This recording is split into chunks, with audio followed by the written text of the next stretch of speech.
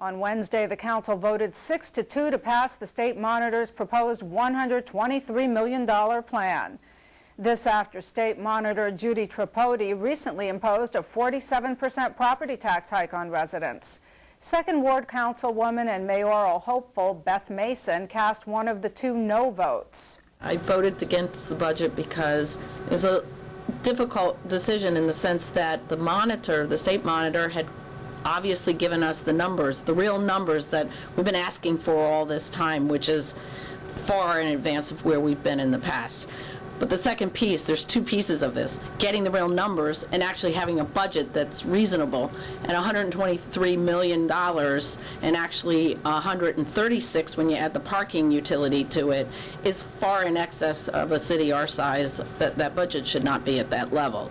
And, you know, some of these things you should be doing two things at once, looking at where those numbers are, and I think that's exactly what the state monitor was supposed to do, and she accomplished that task. But the other half is now, you know, we can't stay in this position, especially in this financial situation that not just the city finds itself in, but our state and our nation finds ourselves in. It's a crisis situation that we need to address in a much more aggressive way than we have up till now. Councilman at large Peter Cammarano, who is also running for mayor, voted in favor of the budget. We have to adopt something, and the budget that's been produced this year, I think, is a very upfront, very forthright budget. The overall number leads to sticker shock, without a doubt. I'm not happy with the overall number, the total appropriations. It needs to be brought down.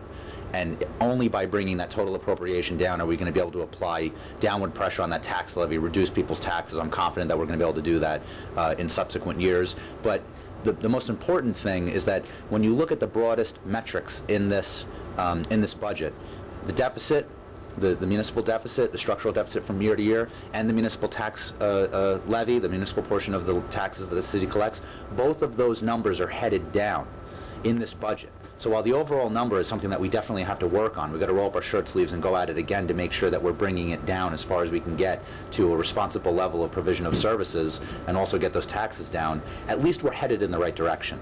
You know, the deficit being paid down surely year to year to year. I think in a couple of years we're going to be deficit free. You're not going to have any structural deficit, where in past years it got, you know, completely out of control. And then maybe even more importantly is that tax levy. The municipal portion of the tax levy is coming down from 62 to 60 million, which may sound like a relatively negligible amount, but it is in the millions of dollars, and that's going to result in a tax decrease for taxpayers. So I think that both of those things make it a worthwhile budget to support. There was one abstention by 4th Ward Councilwoman Dawn Zimmer.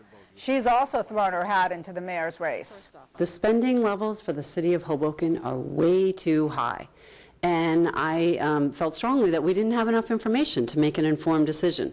Number one, the state has come in and done an analysis of the fire, the police department, and other city departments, and I was told quite a while ago that these analyses revealed significant issues, but this information was not released to the City Council.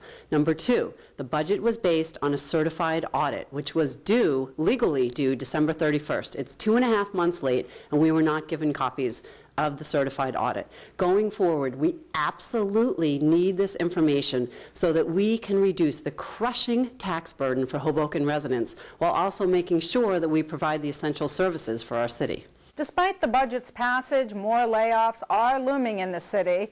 On Wednesday, Hoboken's fiscal monitor reportedly filed a layoff plan with the State Department of Personnel that includes possible reductions in the police and fire departments, as well as demotions.